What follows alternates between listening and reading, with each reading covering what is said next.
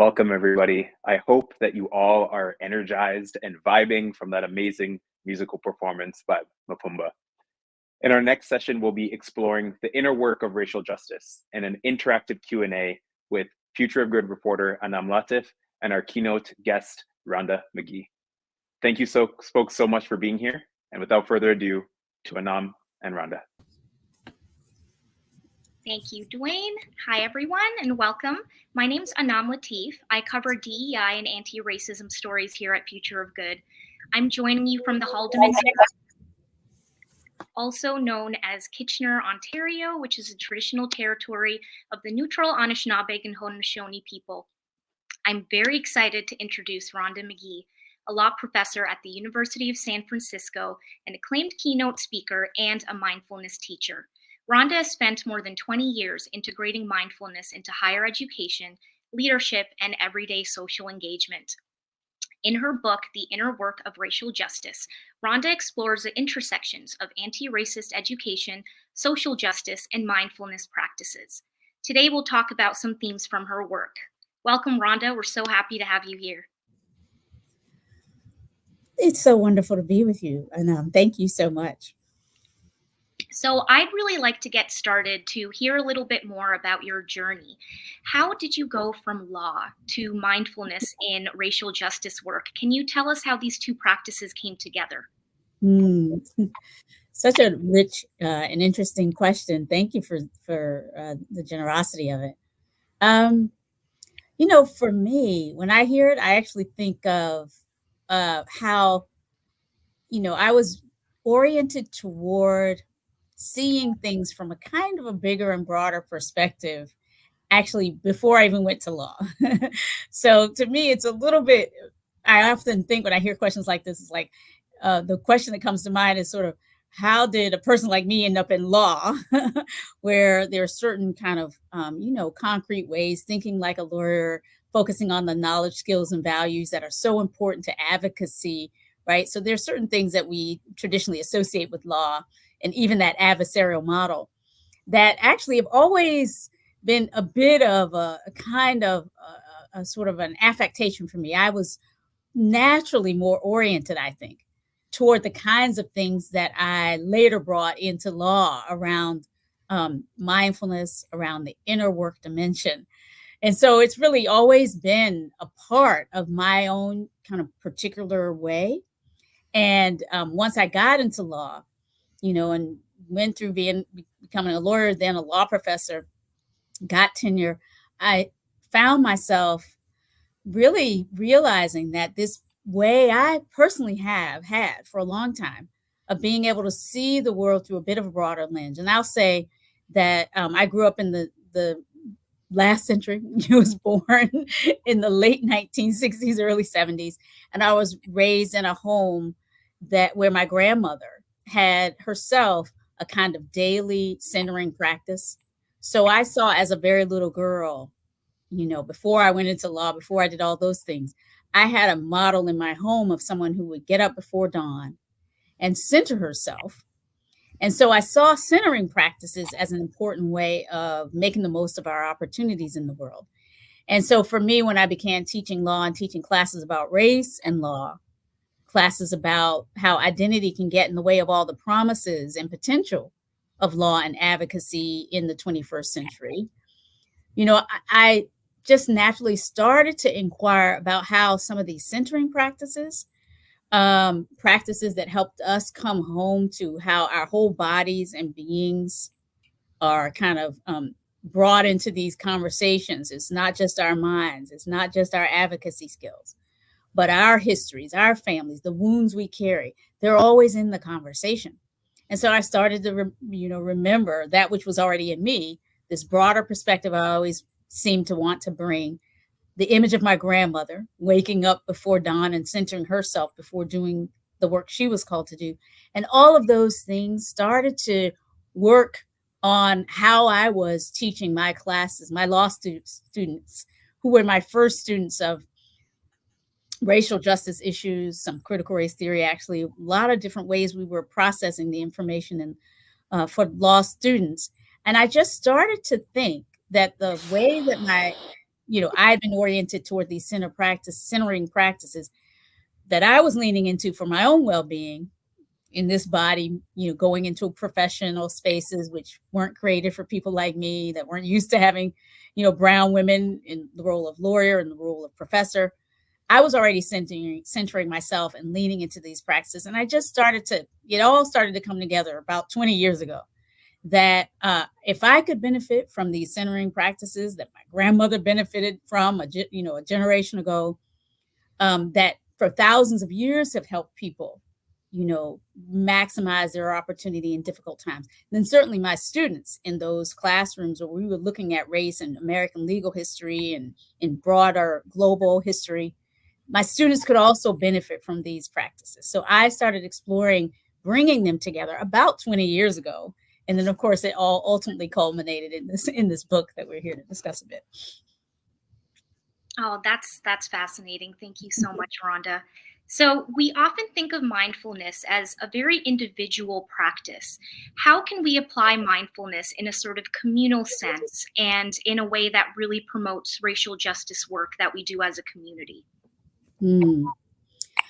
Right. So I want to just name that the fact that we tend to think of mindfulness as a hyper individual practice, often, aided in that way of thinking about it by these little guys, these phones.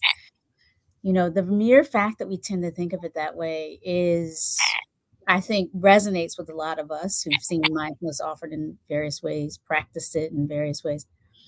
But it also, to me, to observe that is to invite a pause and reflect. It's an example, actually, of how so much of what we are encountering in the world today comes into our lives in a mediated way, sort of comes into our lives through, the particular institutions and the demands or the needs of the structures of the world in which we live. So, mindfulness then comes to us through capitalism, comes through us through the institutional imperatives of our workplaces. And again, of the cultural dynamics and even politics of this time. So while if you look at the underlying traditions and the heritages from which these practices that we call mindfulness have been adapted, you'll see, for example, a lot of historical, heritage, culturally, rich communities, often from the Asian diaspora, so Asian countries, and then their worldwide members of the worldwide diaspora of people who have some lineage that links them to India and to China and to Japan and different parts of the Asian world.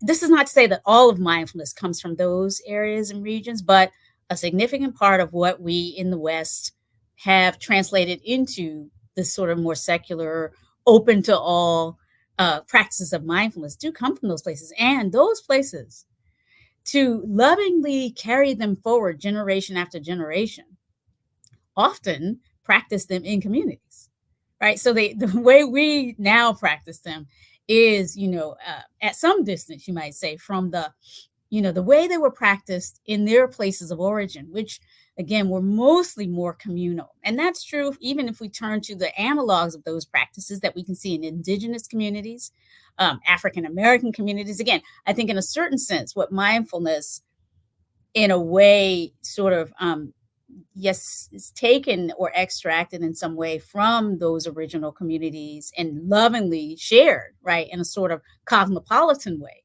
Because a lot of the way that we have received these practices has come, not from some sort of more bald or crass appropriation, but really in a sort of a kind of beautiful, often underappreciated process of intercultural loving, share, and exchange. I live here in the Bay Area, and a lot of these practices, these centers of practice, were founded by immigrants from Asia who came here and who had as their personal and cultural mission to sort of share these practices for those of us in this part of the world. So here we are. And we have been giving them then coming from cultures and settings where a communal practice was much more common into a world where hyper individualism is what runs. And so we are a little bit at odds, right? And it pains now to figure out how to integrate more of these collective, community-based ways of doing it. But this is what we are doing. We're doing this in various institutional settings. Certainly the places where I have rested for most of my career, in academia and in law, where we are really creating new ways of not just delivering the practices in those community collective settings, and then further in workplaces, right, where we're already gathering together.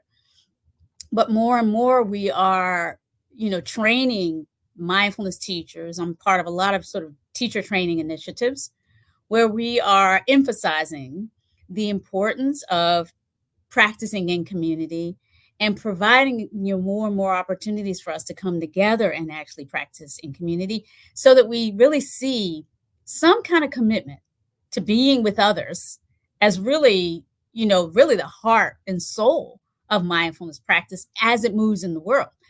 These practices have really always been about not just, how do we as hyper individualized, atomized beings, being knocking into each other from place to place. How do we make the most of our opportunities? That can be the way that we come in the door. But when you really look deeply into these practices, you see they've always been about, how am I in relationship to you?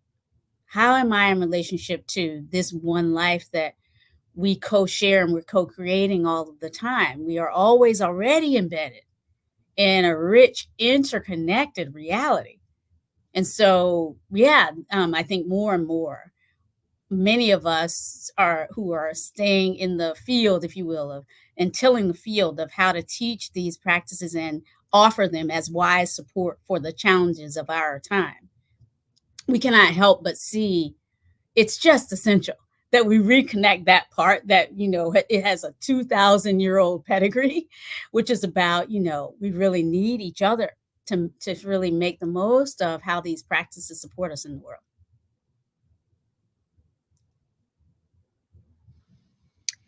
I was also just thinking about how you talk about how compassionate mindfulness can really help us to respond rather than react to a situation.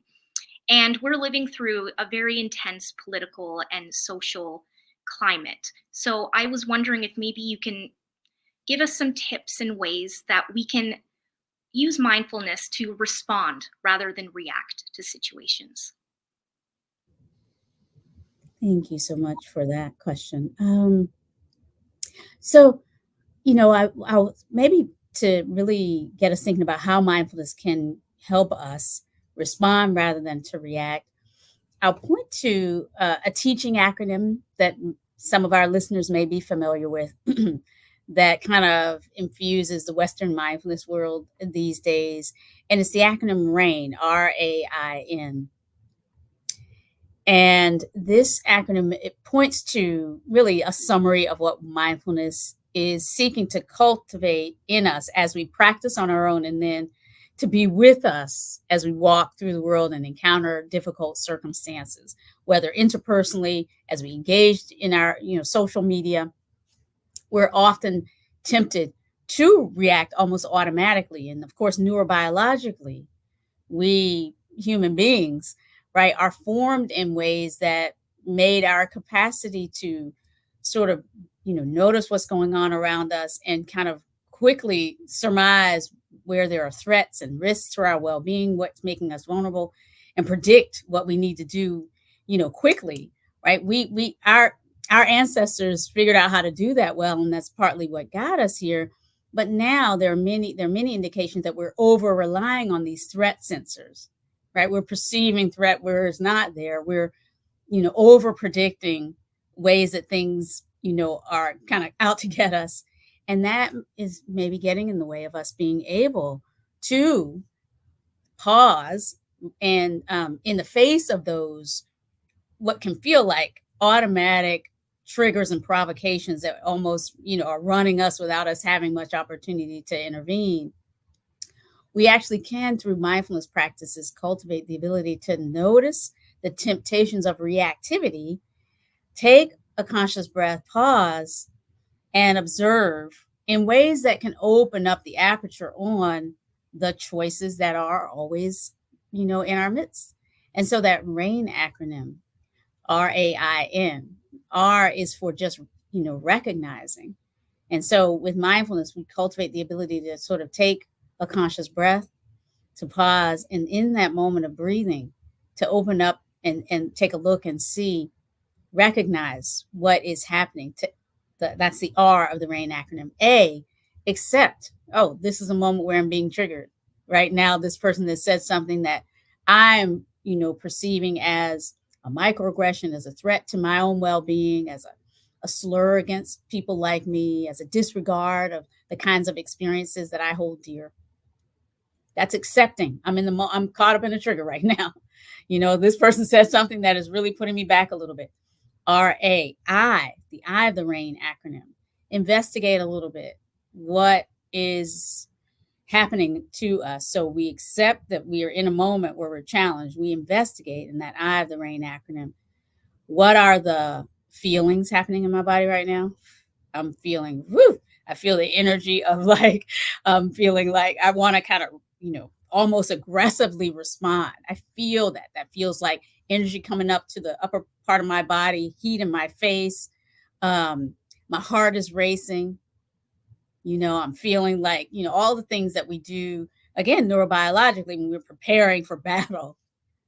But recognizing, I'm feeling that what that feels like in the body, and that ability to sort of inquire what is happening here as I really take in this comment, or I read this comment on social media before automatically reacting. If I can pause, recognize, accept, investigate the emotions, the sensations in my body. I'm feeling those sensations in my body tell me I'm feeling anxiety, underneath anxiety, fear, or rage. I'm really angry to see this. Our social psychologists tell us that to name what we are feeling is the first step to be able, if not to tame it, then to meet it with more wisdom. So in that investigative space of the RAIN acronym, we're noticing the sensations in our bodies, the emotions that link to them, maybe the thoughts, the stories, the prior wounds that we're carrying in our body, right? The last time someone said something like this, it led to that, and that caused me to, right? Again, often we're associating what's happening right now with some other more painful, or if not more painful, some other painful incident in our past, maybe when we were children, when we didn't have a lot of resources for how to choose how to respond, or we didn't see a lot of, embodied examples in our lives. We didn't see a lot of adults or others showing us a way of really pausing and discerning, from among the opportunities before us, from among the possibilities for responding, what might be the best for us for now. And so RAI, investigating, gives us access to our choices, which is our PowerPoint. In fact, it's our superpower. In fact, I think of mindfulness a lot as really that superpower that reminds us that with awareness comes the ability to choose to respond rather than to react. And then the N of the RAIN acronym, right? Recognize, accept, investigate, and then N. Do all of that with as little what we call, attachment. In other words, we're doing this for now. This is something that we're alive to in this moment. We are going to choose a way of responding rather than reacting. And we're going to, as best we can, release too much attachment to how the outcome must be, what should happen next. We're going to, as best we can, not make a brand new big story that we're now carrying into the world forever, right? It's a moment that happened. It is, a moment amongst so many. And so mindfulness is always really at the end of any process, like the RAIN process is helping us sort through, inviting us to open to the possibilities so that you take action. We're willing to move with some courage, notwithstanding fear, to take some action, notwithstanding anxiety, but to discern a wise path from among possibilities from here. And we also want to act with some accountability. So we notice if some harm results, and then we begin again, right? So we're we realize sometimes even when we intend to do the best and not cause harm, sometimes we might. So mindfulness is giving us that compassionate way of saying, I take an action and I'm open to correcting if I need to, because really, don't we all need extra loving support as we do the best we can with all of this at this time? I think that was so useful for so many people. And I'm definitely going to write that on a sticky note and keep it on my desk, because that is an amazing acronym. Thank you. I guess everything we talked about today, I would like to hear a little bit from you about how you think all of these practices can help leaders and change makers in the work that they do. That's very different from the work that we all do individually. Such a good question, because again, you know, all of us in our different ways are called upon in these times, again, to make the very most of the opportunities that we have. And when I hear the phrase, leaders and change makers, I have to say, I understand that in conventional terms. I know that, often we think of that, we're talking about people who are in positions in structures or institutional spaces where we have some of us particular responsibilities and opportunities, a platform, right? We are authorized to take actions and to enact policies that have implications for lots of people. So when I respond to this, I'm definitely going to be speaking to the subset of folks who really identify with this idea of being a leader or change maker. But I also want to just put in a plug for thinking about what I'm saying here as applying to every single one of us and to all people, because there is a kind of a leader and change maker in all of us. And there's power. All of us have a kind of power to affect the quality of our interactions with others, and that have, in ways that can have ripple effects and that can change everything.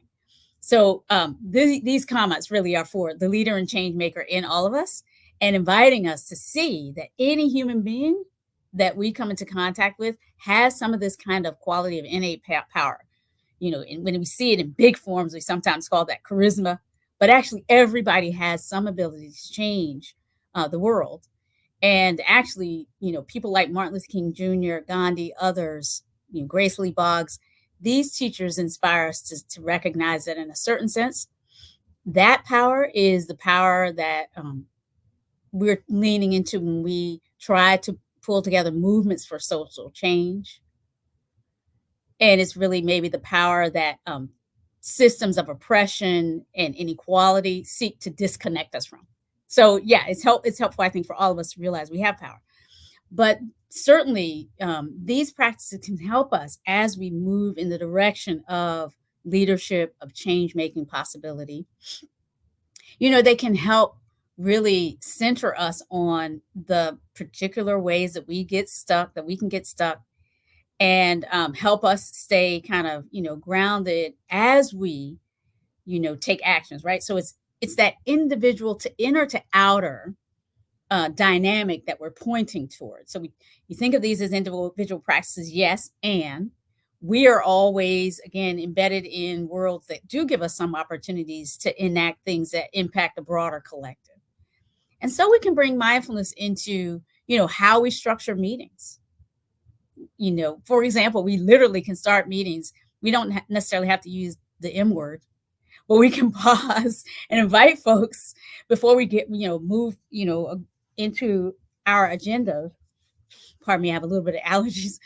But as we move, prepare to sort of enact some change and do something in the world, we can embed in those processes something of the quality of the RAIN acronym that I just talked about. We recognize we're all rushing from different places. We're all coming in, each of us, especially, for example, when we're using Zoom or StreamYard or any other kind of online platform. More and more we sort of come together, and it looks like, we're all our own separate rectangles. We're meeting equally and we're all the same.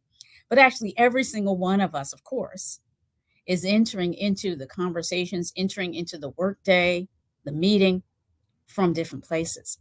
And for many of us at this time, in addition to the particular ways that we in our identities may be challenged, we're just in a time where the world is challenged. We're with climate distress and the changes from AI and war here and there. There's a lot going on. People are grieving.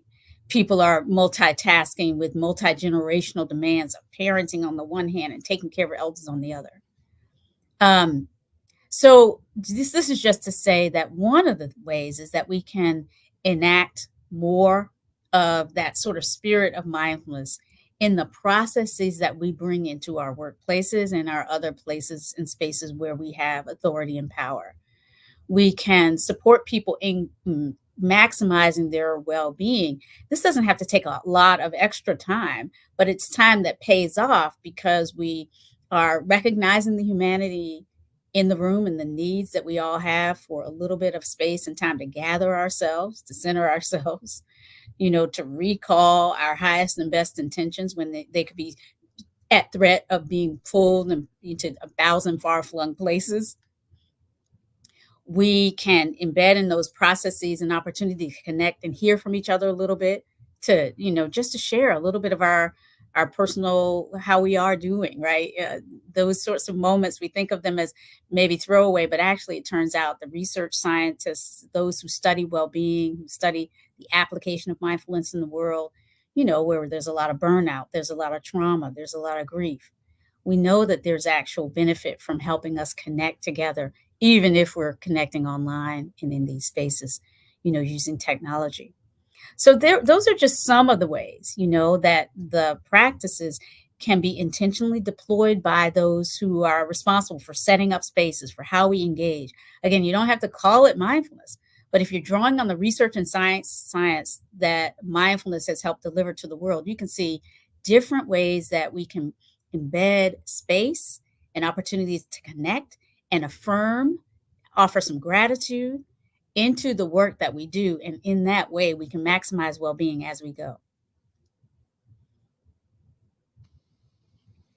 Thank you very much, Rhonda. That was really, really very informative. And also, I think what we can all take away from this is that you can always find time for mindfulness, and you don't have to call it that. And there's always space for it in our lives and in our work. And I think we all learned a lot from you today. So thank you very much for taking the time and for joining us. And if anybody wants to check out more of Rhonda's work, her book is called The Inner Work of Racial Justice. And her website is rhondavmagee.com. And she's constantly updating it. And she has a calendar there as well that you can check out. Thank you so much, everybody. Thank you so much, Anam and Rhonda, for that really riveting session. So much of what we've talked about so far in day 2 is about turning some of these broad concepts of wellness, these big ideas, these changemaker ideas, into really practical things that we can apply to our meetings, to our office structures, to our policies, everything from 4-day work weeks to the RAIN acronym. So much of this is tangible, and now is the perfect time to put that to action. We're now moving into our team reflection time, and this is a great opportunity for you to connect with your teams, talk about what you've learned, and use that team facilitation guide that the Future of Good organization has provided for you. We have included a number of really interactive resources and tools for you to be able to engage with your team in meaningful ways and actually walk away with a really tangible action plan that then you can follow up on in the weeks to come.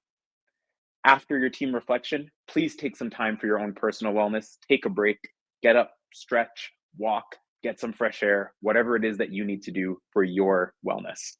And then we'll be back to wrap things with an amazing comedic performance to give us some energy before the end of the day and a really inspiring final keynote session and Q&A. Thank you so much for being here with us, and enjoy the next hour with your teams and with your wellness. We'll see you soon.